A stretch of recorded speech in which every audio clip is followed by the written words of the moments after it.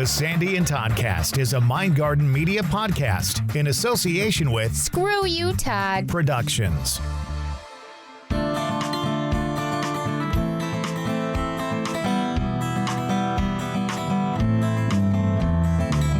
It's another Sunday. It's another podcast from the Sandy and Toddcast. And this week we're actually recording it on Sunday. Why? Because it's been a long week, Todd. And basically that's all we have to say for the intro, because that's also the title of the podcast. Season 5, Episode 6, It's Been a Long Week. It's next on the Sandy and Toddcast.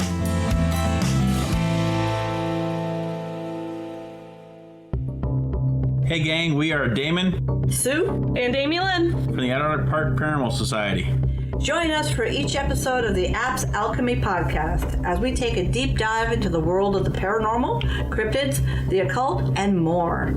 We've seen, heard, and experienced almost everything, and now we're bringing it all to you. Find us on Facebook, TikTok, Instagram, and YouTube, and anywhere you might find your podcasts. App's Alchemy Podcast is a Mindgarden Media production.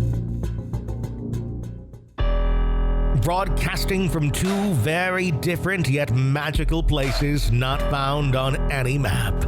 Get ready to discuss the strange, weird, ghostly, crazy, spooky, and odd things that take place around us each and every day. All while having a little bit of fun. This is the Sandy and Toddcast.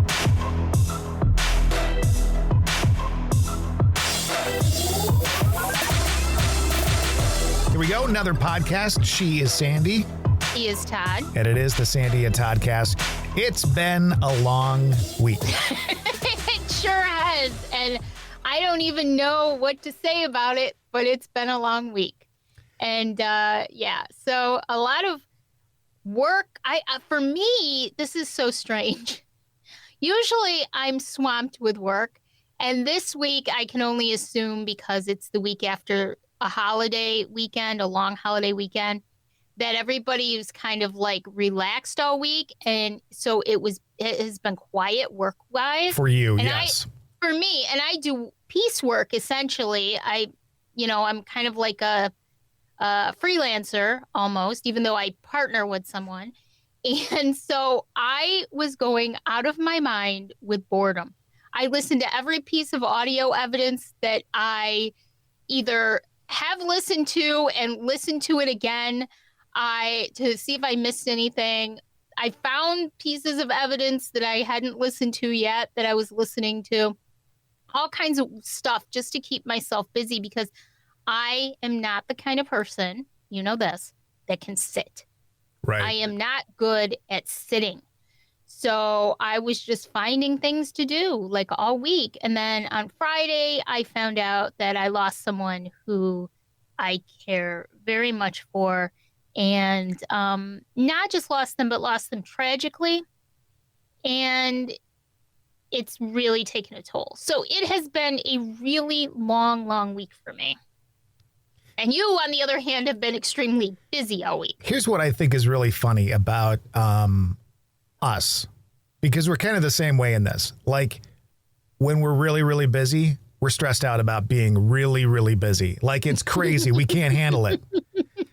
But if we got nothing going on, we're pulling our hair out, hoping that we were busier. You know what I'm saying? We're so used to being busy that we can't deal with being sedentary. We just can't. No, it's so difficult for me. My mind is always working. Even if my body isn't like physically doing things, my mind is going nonstop. And I love that, because it makes me creative. I think about things a lot. When I was in radio, I was the one who came up with all of the goofy videos and all of the ideas of the different projects that we could do to involve the community and do fun things with the community and everything. And I basically created and produced my own morning show for a year and a half before COVID hit.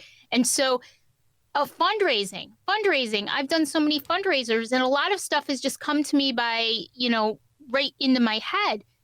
And so even when I'm not physically physically doing something, I have to be mentally doing something. It drives me crazy. But yet, like you said, when I'm swamped, I can't even think straight. So I guess it would be nice to find a happy medium. But I think that's don't what know we if need. that's We gonna happen. need the time to chill so that the ideas can come to us, and then we need the time to be able to make them come to fruition. What I find myself doing is when I'm not working, I'm still working in my mind, and so this will happen. And this will happen to me a lot where I'm sitting upstairs chilling after work all day, and I'll be like, "Oh, this is what we got to do with this. Oh yeah, this will work for that." And then what I can't do is I can't let that go. I can't stop and just, I can't even like let myself have a note on it so that I do it later. I've got to get up and take care of those things right then and there. It's what happens. Funny. When we were on vacation this year, we were kind of teasing each other because you tell me that I'm bossy with Dave, and I tell you that you're bossy. And so at one point we were just about to your house after vacation, and we both kind of made fun of each other for it. And like the aha moment came, and I said, maybe we're a lot more alike than even we thought we were, Todd. And you're like, I was just thinking that.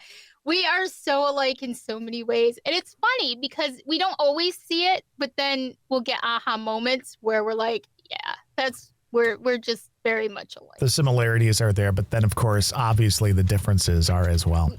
Yes. Which I'm very happy about. Yeah, okay. me too. But that makes it more interesting and fun.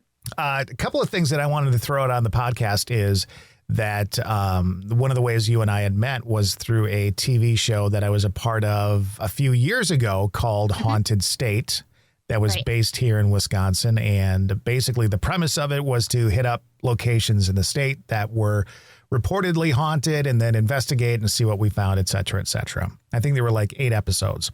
And so that's been on hiatus for a while. We've done some filming on it since the original 8 came out. Right. And now it looks like, after not being sure, it looks like the second season is going to happen. Yay. And I'm so, very excited about that. I do know of some stuff that we've already filmed that I hope is part of it. And I know that there's a location or two that there's some scheduled investigations at. So I'm very excited about that. If you enjoyed the first season, I hope you like the second season.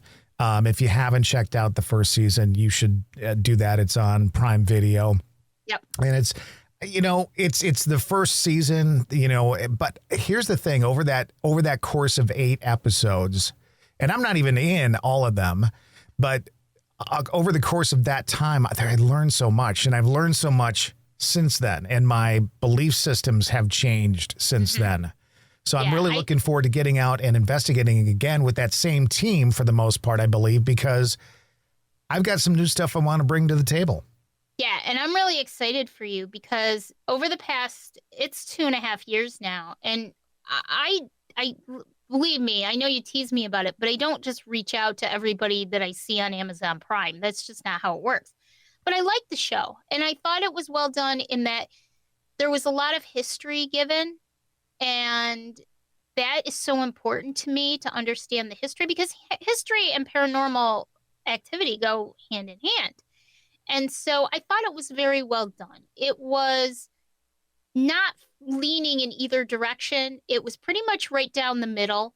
And you guys left it up to us, the audience, to determine how we felt about it. And I thought that was really important. And it kind of, and I just felt compelled to reach out to you because I really did enjoy the show. And for some reason I felt compelled. And obviously we've had this conversation a million times, so we won't get into it. But I really think it was meant to be, and it was for a reason. And I think that if you haven't watched season 1, this is not just a plug for Haunted State. I think it's a good starting off point to sort of get an idea of, number 1, what the state is about and what it's like and how beautiful it is. But number 2, help you understand that there are different ways of looking at different situations in paranormal investigating. Not everything is about the equipment. Not everything is about personal experience, mediumship. It sort of gives you that opportunity to take what you get from that show and go off in your own direction. And I really appreciate that. And I like that. I thought it was well done. And so now getting to see you doing season 2 from a different perspective, from our perspective, and getting to visit last month ourselves, 5 of the 8 locations. Yeah. Really gave me a different perspective on it. So I'm really excited for you. I know you're looking forward to it. And so everybody needs to check out season 1 so you can get kind of an idea of what it's all about. But it was really, really good. One of the things on our little trip to some of those locations that happened to us was we felt my mom came through at the Lighthouse, blah, blah, blah. And so after that happened, I had a discussion with the director producer of the TV show. And I said, this is what happened. And I think, and I said to him, I think when we decide to investigate a location, we need to take time, every investigation, to allow anyone who wants to come through and speak to us to come through. Mm-hmm. Instead of focusing on the location and the history of the location, which is all very important, and the people who have been there and stuff like that. I believe that being in a situation like that, being at places that mean something to us, kind of opens that door. Mm-hmm. And luckily for me, I think that the producer director kind of sees that point, because there was proof of that very thing in the first season at the Lighthouse for them. So I think that might be something that we're able to do in season 2. And it's thanks to you and I that will be happening. In fact, I will say this. Your name came up as somebody who might have something to do with season 2 at some point. Now, I don't know. I don't know what that means. Interesting. I'm not making any promises, and I'm not the one who brought it up. But something was said to the effect, and that little friend of yours that you do the podcast thing with, maybe she'd want to get involved. So that's what that's what that little friend. I don't know if those were the exact words. I don't know if those were the exact words. Even if it was something like that, I totally see that coming from them. So that totally would make sense to me. No, it was all done in love, and I'm paraphrasing that. I know, obviously, but so that could be cool. That would be fun. Yeah. So I'm really looking forward to it, especially for you, because I do think, and that's something that we learned very much so at the Cana Island Lighthouse, that we should be opening ourselves up to anyone who wants to come through. It was a very interesting learning experience for me as well, because everybody, I think we talked about this a little last week, everybody sort of concentrates on the quote unquote, I'm doing air quotes, known spirits in a location. Or the known happenings, like this always happens and that always happens. And that's great. Those are things you do definitely want to investigate. Right. But I've been in a lot of investigations where we've experienced things or come across spirits or energies that nobody has mentioned to us. Nothing has been mentioned. So, a lot of places hear the footsteps in this one particular place, or this happens or that happens. But then when you experience other things, it sort of expands that.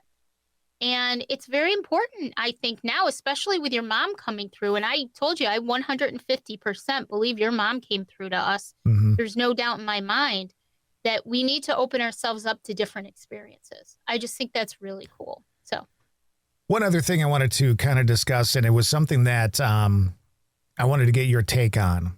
Mm-hmm. And it actually has nothing to do with what you and I spoke about before the podcast, because I've decided to go in this direction instead. But we've got a friend, I've got a very good friend who lives in the UK that I speak to daily. And she's very woo-woo, and she's part of our Friends of the Sandy and Toddcast group. Yes. And love her very much. Lovely woman. Lorna is great, and I'm going to talk about her now. She'll get all embarrassed and stuff like that. But she and I had a conversation this week or last week, and I wanted to get your take on it because we haven't had a chance to talk about it. And that is, we were talking about me going over to visit where she lives and where I happen to work and all that kind of stuff. Never been there, never been to the UK. Would love to go. have thought about moving there, all of that. The thing stopping me from moving there right now is like, I'm not putting my dog Winston in quarantine for 6 months or whatever they make you do. I'm not going to do it. So at any rate, we were talking, and I think she's becoming more in tune with her abilities and the energies and all that kind of stuff. Kind of like in the same way you and I have over the last year or so. Mm-hmm. And I said to her, I just wonder, because I know what I feel when I'm here. I understand as an empath how things feel in America, which has a long history before the colonists came and all that kind of stuff. Right. We don't really necessarily always pick up on, but I wonder how that energy would feel if I went over there. Mm-hmm. And I said to her that I was actually kind of concerned that it would be overwhelming because of the history of these locations. Some of these cities are hundreds and hundreds and hundreds and hundreds of years old. Yeah. And these buildings are hundreds and hundreds and hundreds and hundreds of years old. And they're still standing and people are still in them and all. And I just wondered, and I said to her, I wonder as an empath what it would feel like to go into a situation like that, if it would be completely overwhelming. And there's a part of me that actually feels like it might be too much. Yeah, I agree. I've thought about this. I had no idea you were going to bring this up, but I've actually thought about this because as old as the United States is, and I'm very much a believer that land holds and potentially holds just as much, if not more energy than a location itself, a building can hold. Because of the age, because of the things that went on there, not just battles, but just everyday life and the things that people have experienced on this land in the United States. Now you take it overseas to Europe, to the UK, and you take it hundreds of years before that, with battles and heaviness. I mean, let's face it, the UK itself goes back hundreds upon hundreds upon. I mean, we can go back to, Stonehenge, and there's so much energy there. There's ley lines, there's everything. And not to say that all that stuff doesn't go on in the United States, because there are ley lines everywhere. But I think it was just a different kind of energy and different experiences that I think play into it. And also, I feel like if we go over there, and we've actually kind of half seriously talked about going on a vacation over the UK someday in the future. I've thought about this because I feel like we would go over there and be almost like babies, almost like starting over, because it would be, energy is energy. You're going to feel energy. Yeah, but it's got to be different. But it's different. You know what I mean? Like it's just I would say this, that we aren't used to. It's ancient. Now, yes. does what's now known as the United States have ancient energy? Yes, but it's stuff that we, I guess I would say as people who came over from another part of the world, probably aren't able to necessarily always hone in on. The natives who lived here before us lived very different lives than the colonists that came over. And I'm not sure that we're necessarily as in tune with that as somebody who has native ancestry. And so now, I wonder if at some point when we talk about energy and being able to feel and empath and all that kind of stuff, I wonder if there's a line in the sand where, because our knowledge isn't of that time, our actual heritage knowledge, I wonder if we're not as connected with that. I think about it this way. Okay. And I'm kind of excited to see, like, I like that stuff. Like, I think of it all as a learning experience. Think of it like this. People in the UK, people in Russia, people in China, everybody speaks a different foreign language, right? Because that's our experience. That's where we come from, So there are different skin colors because of climates, because of regions of the world, because of how we've adapted as human beings in those particular regions. Right. If you think of it that way, why isn't it possible that energies could be different in different parts of the world, depending on the experiences that have taken place on that land. And so, well, I mean, it is exciting to me, the thought of it.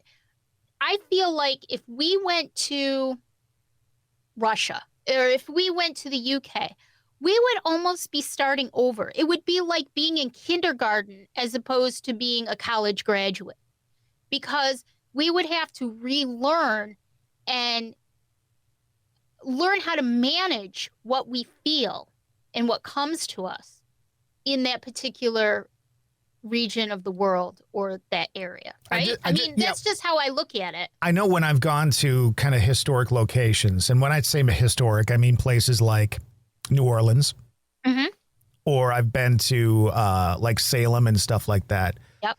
Those energies are different. Those energies are older. You feel it. You see it with your eyes. It's definitely palpable to certain people. And so you take that, and those are older cities, and they go way back, and they've got some history to them. And then you go, and then you take that, and you times it by 1,000,000 because you go back over to the OK, and all this stuff. And I was like, I don't know. I kind of feel like I'd go over there, and I actually get kind of anxious thinking about it. So I just wanted to ask your thoughts on that. Yeah, I think that to go over on a vacation would be a lot different than going over there to live, because then you really have to put work into what you're doing, because you know you are a much stronger empath and you do have abilities that you don't necessarily foster, you don't encourage them, but you do have abilities and you are an incredibly strong empath. And so, I mean, not to dig into it, but I visit all kinds of different historic places and haunted places, and every single one of them has a completely different feel to me. Yeah. St. Augustine, New Orleans, Salem. I mean, I've been to a lot of different places that are Savannah, Georgia. They're all different for me. So, and now imagine going over there and going through that, like visiting Western Europe, Eastern Europe. I mean, it would be a lot. I think for vacation, it's one thing because the excitement is there. Yeah. But to actually go there and live, I don't know if I could do that in my current state. It would take a lot of work for me to manage what I was feeling and dealing with. So. I don't like big cities. So if I went over there, I think I think a city like Manchester would be cool or something like that. But at any rate. You know that no matter where you are in the UK, there is activity. There is energy. Oh, I thought you were going to say there's fish and chips, and I'd be like, yeah, absolutely. I'm all about the fish and chips. I like chips. I don't like fish. But yeah, it doesn't matter where you are there.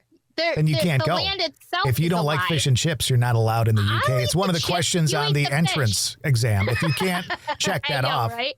I was just watching Beat Bobby Flay the other day, like last week, and the man made fish and chips. And I was like, oh, that looks so delicious, but could you make it chicken instead? Like chicken and chips? I love fish and chips, but that's about it.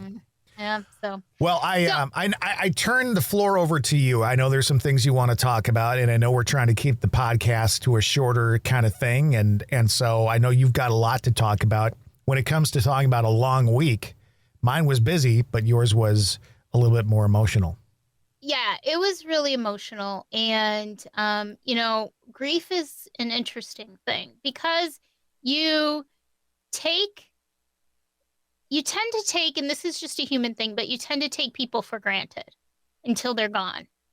And this person I've known for many years, was very close to, and was tragically taken. And so it has been an incredibly rough week. So I'm just grateful that I have Dave and I have you, and my mom's been wonderful. And, the grieving process is difficult. And especially this has crossed my mind, this is what I'll tie into the podcast, is being who I am or what I am makes it 10 times worse, because now I feel the grief of his family, of his friends. And it's like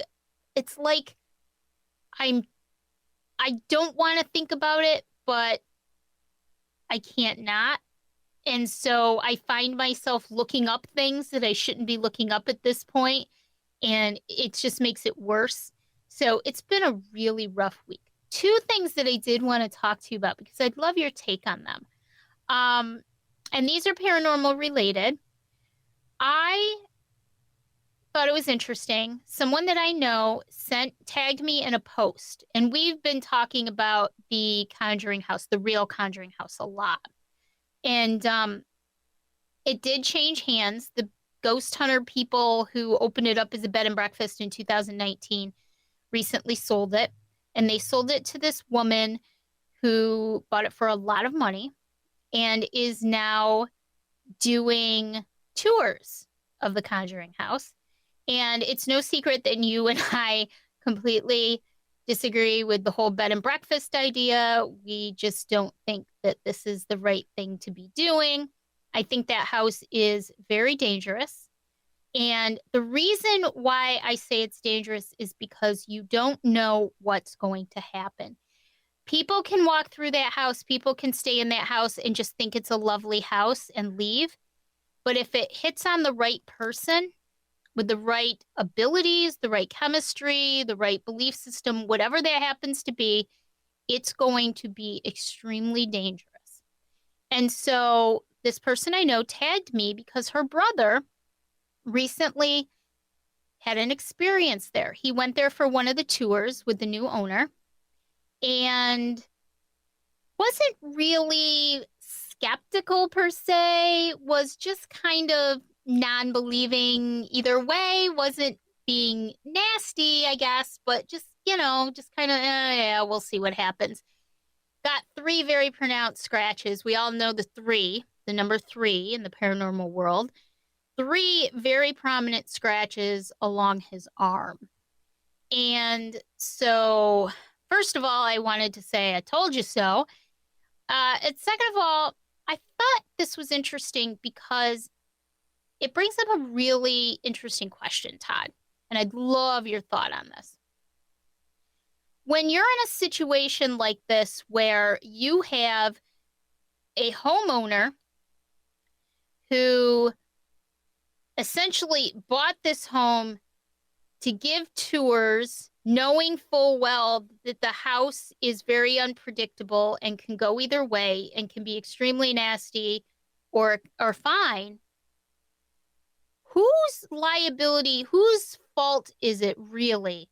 Is it the owner of the home or the location for opening up these tours, or is it the people who go in and take that risk themselves? Do you know what I'm saying? Like, where does that fault lie? I mean, if you're the homeowner or the location owner and you're making it clear that you should do this, do this, do this, don't do this, don't do this, don't do this, and somebody comes in and does it, whose fault is that? If there's something really I mean, this guy was pretty lucky that he only got 3 scratches on his arm. It could have been a lot worse than that. Well, let's look at it from a layman's term, and that would be like, so you go to McDonald's and you go through the drive-thru and you order a coffee, right? Now, unless you're ordering an iced coffee, which they do have, and some of it's very delicious. If you order a hot coffee, what do you know about that beverage? You know that the beverage is hot, right? Mm-hmm. But McDonald's still on the cup prints, contents are hot. Right. And they even have little squiggly lines to show heat, whatever. Caution, contents of cup hot, whatever it is. Yep. How many times has McDonald's been sued for somebody getting burned from their hot coffee? And I think sometimes people do win that. So you can caution all you want. If you own a home and you have a rickety staircase and you tell people, listen, be careful of that staircase. You don't want to go running up it because it's very rickety. It could, and somebody falls down and busts a leg and who's getting sued? Right? The person who owns the house. If you own a home and you live in places that have winter, right? Yep. And your sidewalk isn't cleared, the person walking there knows it's not cleared. They're taking a risk walking through that area of the sidewalk. But if they walk through that sidewalk and fall down and bust something, who's responsible for that. Not the Yeah. person who walked through it anyway. Right. The person who knew that there was a problem and didn't stop them from doing it. So, Right. I mean, because it's paranormal, because parts of the human existence don't necessarily believe it. I don't know who in a legal situation would be held responsible, but in my mind, personally, there's two responsible people there, the owner of the home and the person who went to the event. Now, I agree. if the person who went to the event gets scratched or something bad happens, even if they get possessed, you kind of got to shrug your hands because it's like you're the one who went into that situation. And I'm not saying, listen, if I had a chance to go to the Conjuring house, I might go. I might go, right? Yeah. Yeah. Yeah. I don't see. But it's just like me going to Washington Island with you. Right. I knew what I was up against when I went there, and I could have walked away with the same situation as that happened the first time I went there. So I put myself at risk. Yeah. And if something would have happened, that would have been my fault. Yeah, I agree. It's a really tough line to walk on this. I just think, I don't know. I think part of my bias is that I don't think they should be doing this. Right. I think that they're taking advantage of the hauntedness of the place rather than giving the history of the place. I mean, I'm sure they give history too. I just don't know how I feel about people. And again, for every 1,000 people that go in there, there might be one that encounters something. Because I don't feel like it's random. I feel like it's the right person at the right time. Do I think that you and I might encounter something? Yeah, I really do. Do I think that you and I might encounter something evil? I don't know. Right. Well, I had this conversation with my friend Tony that I do the other podcast with, because he's friends with some of the family members of the original story of the Conjuring house and stuff like that. And I told him about this, and he said, basically, you know, how would you feel if, let's say, your energy is someplace and you get the constant barrage of speak to us, are you there? Show us yourself, and, you know, make a noise, say something. How often can you deal with that before you lash out? Yep. So his thought process was too, like, you know, at some point, leave the energy dissipate, let it do its thing, let it go away. Whatever happens, I mean, we know that energy never stops, doesn't go away, but something, I don't know. I don't know. And we'll never get the answer to it. We could talk about it all day because we're never going to get the answer to it. Who's right, who's wrong, what should be done. I just feel very uncomfortable with the situation that this house has been in. Now, the lady who owned it before, who owned it before 2019 or like maybe the time before that, there is a video of her speaking and saying that she has had activity, but she never had anything that was negative, which, again, has also made me think about it because she lived in the house. It was her home. She wasn't letting people in for tours. She wasn't antagonizing anybody or anything. Maybe she made it very well known what her intentions were. I always say this is when you're in a situation where something happens, paranormal, have the conversation. Yeah. Agreed. Like try and communicate with whatever's there and say, listen, I'm here, you know, blah, blah, blah.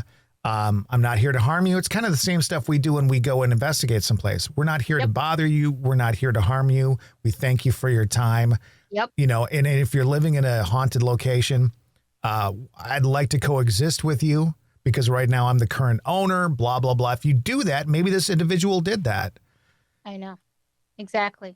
And it's interesting because like cemeteries, I don't feel a lot in cemeteries. I just don't, because I don't think that it's a normal thing for energies to be hanging out in the cemetery. Yeah. I think if energies are going to be hanging out, they're going to be hanging out in places that meant something to them.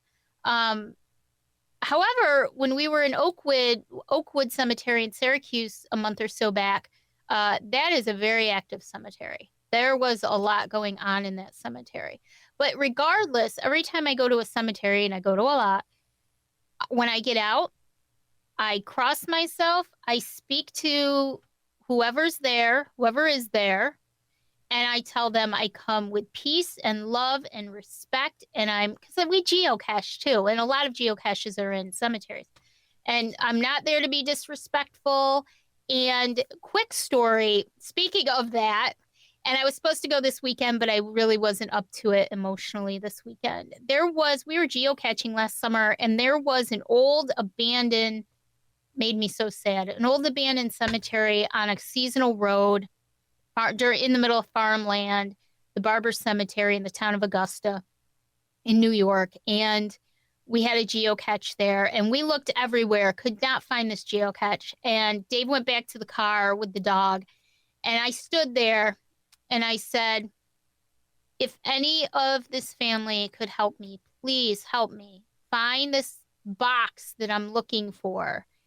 And no sooner did I ask that, and I just randomly looked to my left, and that geocache was sitting there in the open, right there. And I really, truly believe it. I don't say this stuff often because it sounds kind of corny, but I really, truly believe that they helped me find this geocache. So long story short, I really have thought about this cemetery over the past year, and I want to go back there. I found the names of everybody online, and I'm going to take some flowers back there. Nice. And go back and visit and show my respects, because this cemetery is long since been forgotten. I'm really actually glad there's a geocache there, because occasionally people will go there now and they will visit. And we're talking 1700s. I want you to go back because we need another Sandy cemetery soon. I know. I was thinking about that today. There's a couple of them that I'd really like to do. There's one actually in Savannah at Bonaventure Cemetery that I'd like to do, the story of little Gracie. So, and her birthday would have been today. She would have been 140 years old. Wow. And it's very famous. And I was at Bonaventure a handful of years ago and actually got to go visit Gracie's grave. So when you mentioned when you leave and you said, blah, thank you, and come no disrespect, I was channeling Damon from Apps. And all I could think of was you dancing on a grave. So I just had to. Thanks for bringing that up. It's been a while. So as a matter of fact, just so everybody knows, Apps Adirondack Park Paranormal Society does have their own podcast called Apps Alchemy. And our company Mindgarden actually edits and produces their podcast for them. And we're going to be the guests on next month's episode. Oh, yeah, that's right. Yeah, so and that should be a lot of fun. It's going to be cooking with Sandy and Todd. It's going to be all of our favorite recipes. That's what we're doing. Exactly. Oh, my God. You never know what you're in for with these guys. But an amazing paranormal team. We have a few announcements to make during that episode, so check that out. It's on all of your podcast platforms. Yeah, we have one or two. Okay, I don't know. But I'm not going to talk about it. Oh, okay. I don't know what they are, so maybe I do and I don't. You do. Okay. You know exactly, but you don't, as usual. So, and the only other thing I wanted to talk about was something interesting that happened to me. You guys all know my obsession with the Garrett Smith estate in Peterborough, New York. It's like right down the road from our campground. And I'm obsessed with this place because I know there's activity there for a fact, personal experience.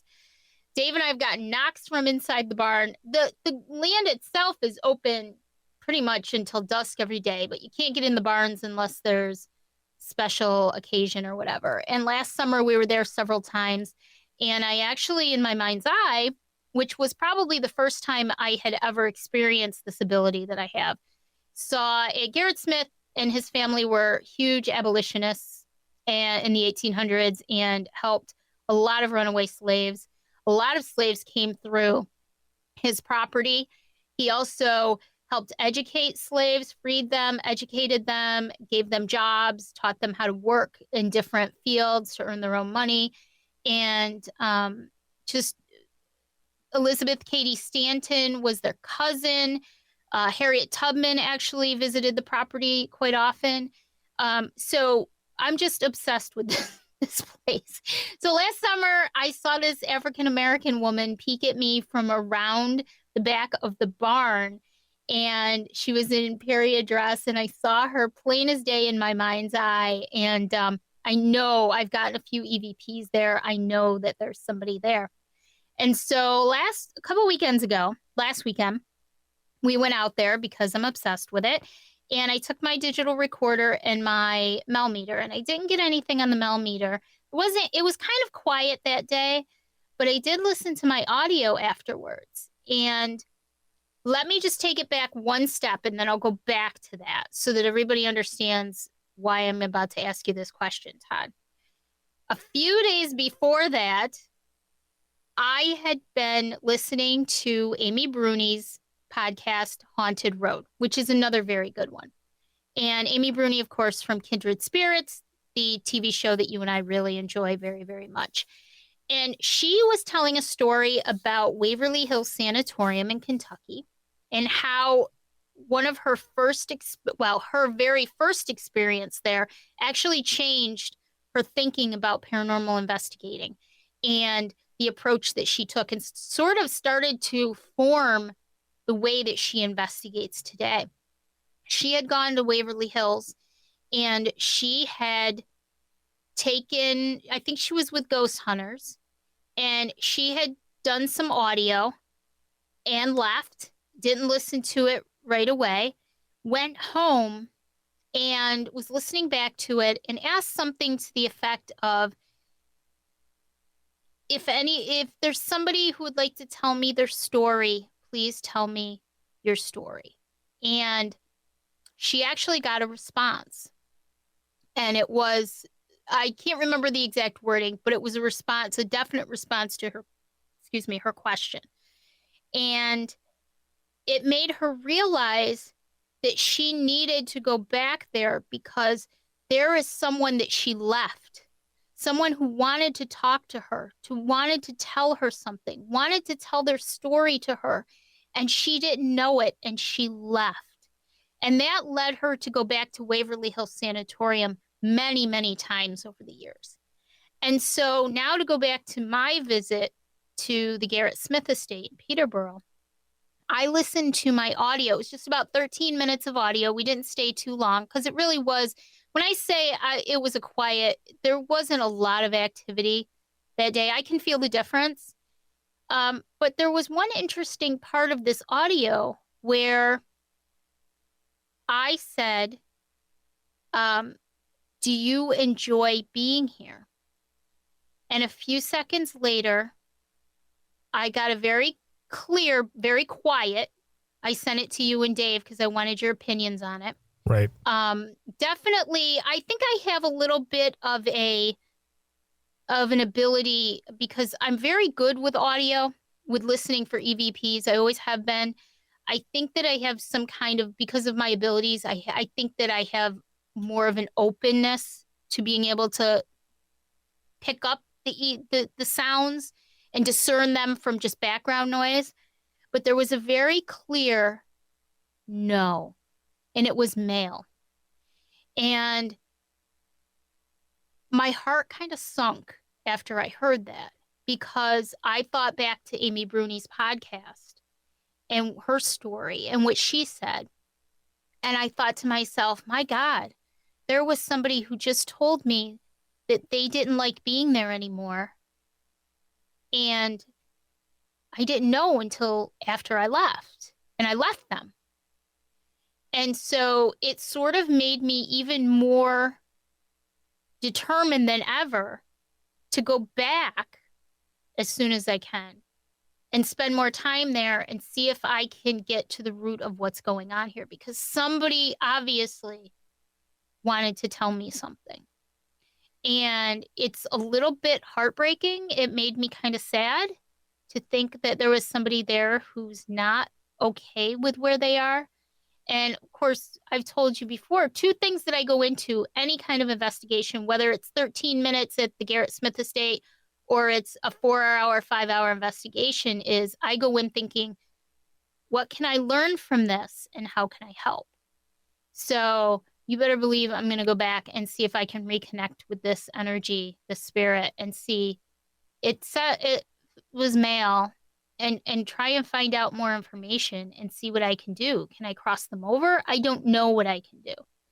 So just really interesting. I just want your thoughts on that. What do you think about that kind of thing?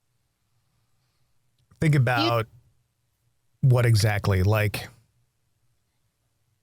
well, do you, if that happened to you, would you feel like that? Would that change the way you look at things? Because it obviously becomes more personal. We were watching the Kindred Spirits episode of the Sheboygan, what was it? The Sheboygan Asylum. Insane Asylum? Yeah. And that really led us to look at things differently as well. What? And the experiences we had at the Cana Island Lighthouse really have changed the way I look at things. Two things. Number one, obviously, if you're able to go back as a human being with a scheduled life and work and family and all that, and you're able to do that, if you're able to help, if you're able to communicate, if you're able to maybe help them pass on whatever, I think you should. Yeah. I think you should.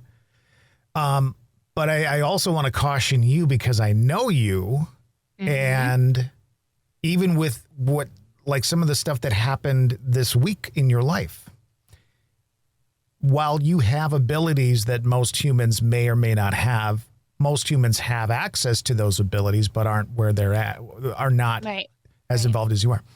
You're still only human. I know. And there's only certain things you can do. I know. And hindsight is great, but in our lives, we make decisions, are the best decision we can make given the information we have. Yeah. And if you make a decision and it turns out to be something that you regret or you wish you could have done differently, I can understand that. But we can't beat ourselves up over that stuff. Yeah. You make decisions based on the best information you had. If that voice had come out that day and you heard it, you know, literally in front of you. Right. I know you. You would have stuck around for 20 fucking hours until you got to the bottom of things and, you know, write a book about it. Dave would have left me and come back later. Dave would have left you, picked up the dog, and came and moved to Wisconsin. That's what he would have done. But no, but that's the personality you have. That's the person you are. But in that situation, you didn't know it was there. There was nothing more you could do. Yeah. Yeah. I think that's a good lesson for you in general in life, too. And I'll just throw that out there. No, you're right. You're 100% right. And it's nothing, you know, I haven't lost anybody. I was telling Dave this morning, I haven't lost anybody human. I mean, I lost Jack in 2020, and that is just every day. But I haven't lost a human since my grandfather in 2001. It's been 21 years since I lost a human being who was very close to me. We've got to wrap up the podcast, but I have to say this to you. Knowing the time frame that this person left the earth, I'm trying to line it up with your personality during that time. And I'm trying to determine whether or not you were a little nutso, crazy, down. Yep. Because I happen to think after you told me when it happened, the first thing that came to mind was, didn't she have a stretch of like, and I'll call it this, and this is nothing demeaning to you, and I think the listeners will understand. It's called Sandy craziness. Yeah. That's what it is, we right? all know that by now. We all know it. No, but I just wonder if you didn't know what was going on, and yet it was still affecting you. Yeah, I think it was. Yeah. I do. I thought about that a lot this weekend, and I think it does. So that's a good lesson for me, and I'm glad I asked you that question because it does fit in with my life. Yeah. And I think I told Dave this morning on the way home from camp, I said, being who I am and what I am, everything is 100 times bigger for me. Everything is. Oh my gosh. Yes, that's true. And it's just, I'm still learning, like I am by far not a seasoned anything in my life. And so it's just a work in progress for me to learn how to manage that stuff. I'm better than I was, but certainly not far. So yeah, so it's good that you brought that up because it's true. So the only thing I can do in the case of this gentleman who said, no, he's not happy where he is go back and see if I can help. Absolutely. And here's the other thing. I'll be honest with you. Maybe from where you're sitting right now, maybe you're able to, maybe you can communicate with that person. Yep. From your location right now. Who's to say you couldn't do that and get some details from him somehow? You know what I'm saying? Exactly. Well, we just talked about at the beginning of the episode. Yeah. Your mom. Yep. And so, how to, I mean, if you really put your mind to it, if you went outside and sat in the grass and chilled out and try to bring something in, you never know. It could happen. By the way, everybody, before we get to our spiel, do that. Go sit in the grass. I've been doing that so much lately. Me too. I have been doing it so much lately. I've come just short of hugging trees like you do, although I do have trees in my backyard. What stops you from doing that? Yes, please do. I know. So, all right, everybody, here's our spiel right here. You can find the Sandy and Toddcast on any of the platforms that you normally find your podcasts, including YouTube and Twitter. Be sure to like the Sandy and Toddcast on Facebook to keep up on the latest goings-on, including each week's episode. You can also join our group, Stay Weirdos, friends of the Sandy and Toddcast, for more fun. Stay Weirdos is a safe place to share your thoughts, feelings, ideas, and random inappropriate memes without judgment. Sandy and Todd also have a podcast called the Empathecary Podcast. It's for empaths, by empaths. And if you know an empath, you might want to listen too. Find and like the page on Facebook. And finally, if you're thinking about starting your own podcast and just aren't sure where to start, Sandy and Todd can also help with that too. Mindgarden Media is their latest project where the dynamic duo can guide you every step of the way in your podcasting journey. Editing, producing, and consulting is what they do. Like Mindgarden Media on Facebook or email them at themindgardenmedia@gmail.com. And as always, thanks for staying weird. Wonderful job by Dan Woodward. Thank you so much for the spiel in his English accent. Love it. Love the English accent. How appropriate for this conversation. Oh, it's just wonderful is what it is. Yes, and spot of tea and fish and chips, everybody. Thank you. Chicken and chips, everyone. Oh, no chicken and chips. Where are you from? The United States? So, absolutely. You know what? We've had so many plans for what we're doing this season, and so far, none of them have come true. Oh, because the path shows you the way. You can't plan the path. You must follow the path that is shown to you. Isn't that right, Lorna? What do you think of my English accent, Lorna? I love her, by the way. I love her. She's great. So, yeah, we're flying by the seat of our pants, so absolutely no idea what you're getting. Oh, you're not wearing pants? Sunday. Oh, goodness gracious, woman. I'm wearing sweatpants. Oh, it's even worse. Take those off. All right, guys. Until next week, we love you all. Thank you for all your support. Bye. Bye. Bye.